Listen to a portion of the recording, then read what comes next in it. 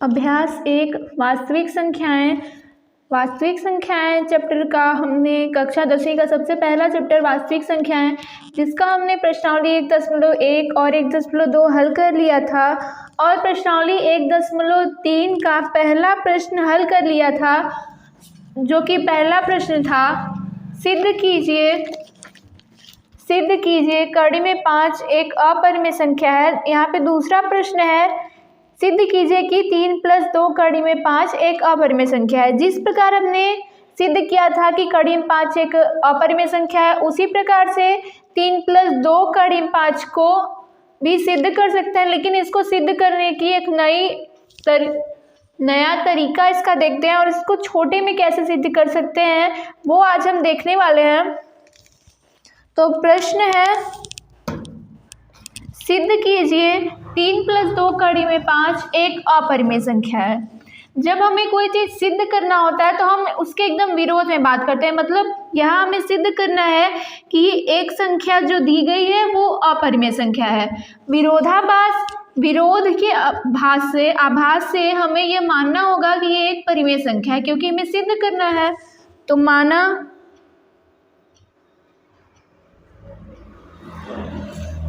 विरोधाभास से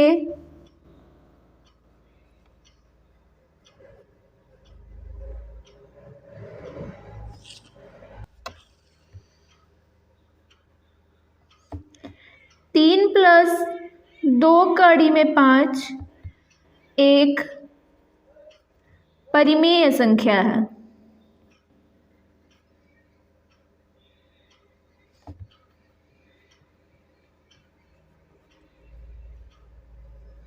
हमेशा जब हमें सिद्ध करना हो अपरिमेय को तो हमें विरोध का आभास लेके मानना होगा कि उसके विपरीत, अपरिमेय के विपरीत वह एक परिमेय संख्या है।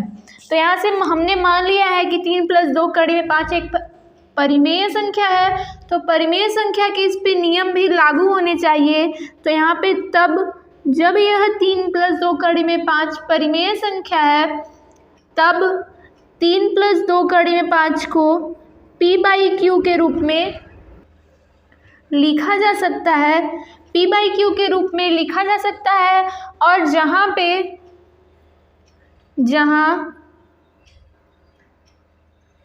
q ≠ 0, q 0 के बराबर नहीं है तथा p व q दोनों सहअभाज्य संख्याएं हैं। सहअभाज्य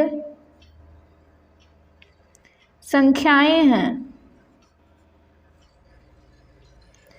इस प्रकार एक परिमेय होने की कंडीशन होती है कि जहां उस संख्या को p/q के रूप में लिखा जा सके और जहां q ≠ 0 तथा p व q दोनों सहअभाज्य संख्याएं होनी चाहिए। सहअभाज्य संख्या मतलब पिछली वीडियो में मैंने इसको अच्छे से एक्सप्लेन किया था। यहाँ पे भी एक उदाहरण लेके, जैसे 16 और 25 एक युग्म है और एक युग्म है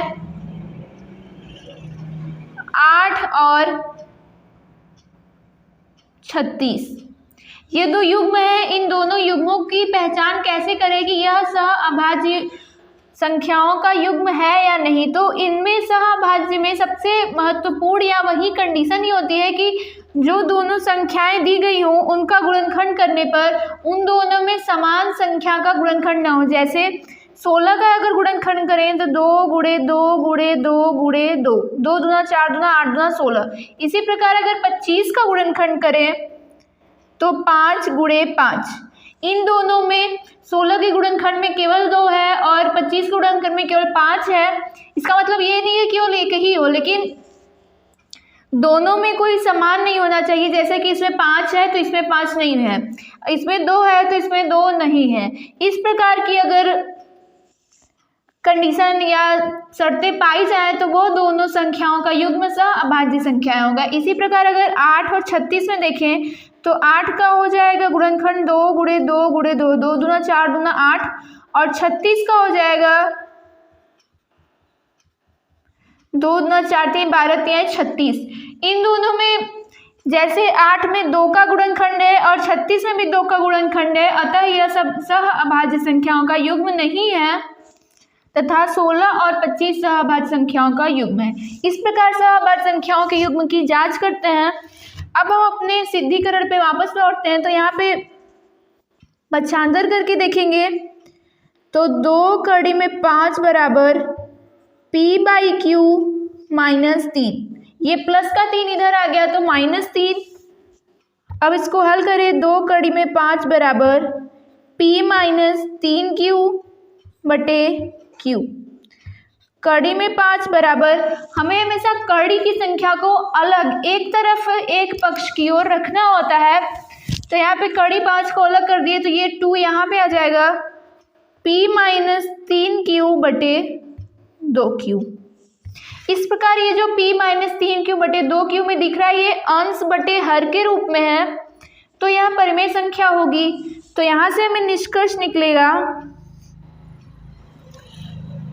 यहाँ से निष्कर्ष निकलता है कि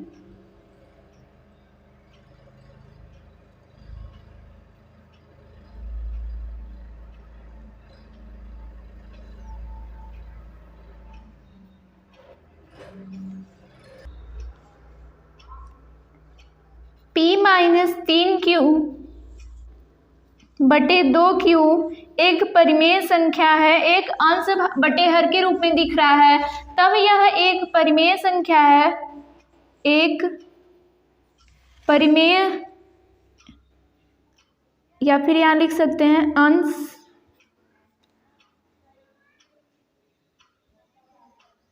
बटे हर के रूप का है,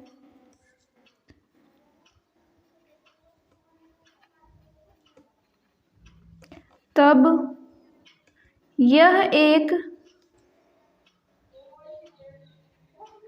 परिमेय संख्या है।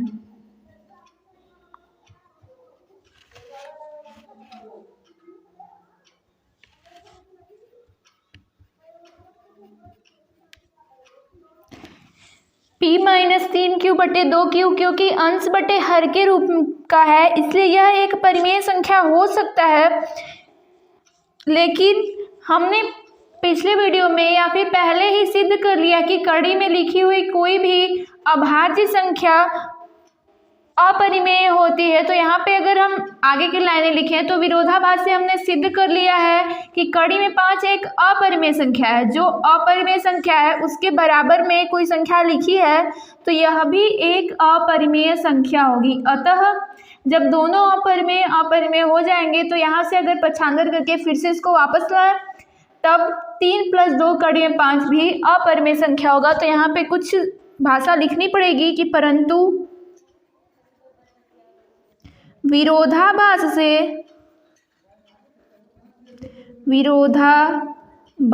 से हमने यह सिद्ध कर लिया है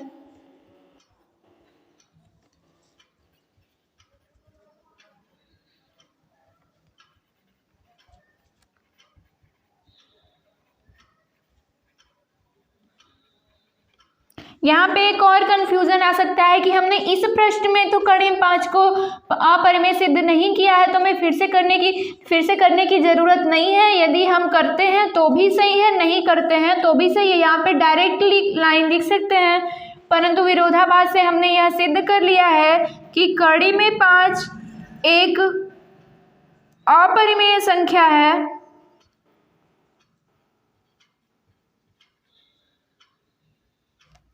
कड़ी में 5 एक अपरिमेय संख्या है, तब जब कड़ी में 5 एक अपरिमेय संख्या है तब p -3q/2q भी एक परिमेय संख्या नहीं हो सकती, अतः वह भी एक अपरिमेय संख्या है। तो p -3q/2q अपरिमेय है। अर्थात यहाँ से निष्कर्ष निकल सकता है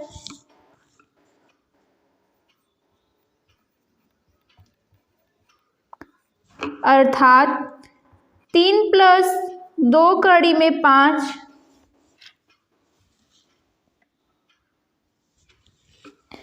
एक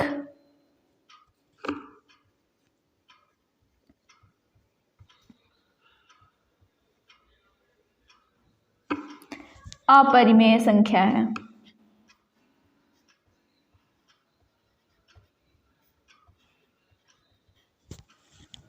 यहाँ पे इस कथन को लेके थोड़ा सा कंफ्यूजन हो सकता है, क्योंकि विरोधाभास से हमने यह सिद्ध कर लिया है कि कड़ी में 5 एक अपरिमेय संख्या है। यह इस प्रश्न में सिद्ध नहीं किया है, जरूरत नहीं है सिद्ध करने की। यदि यहाँ पे भी सिद्ध कर लेते हैं तो भी कोई गलत नहीं है। इसी प्रकार से हम 3 + 2 कड़ी में 5 को सिद्ध कर सकते हैं कि वह एक अपरिमेय संख्या है।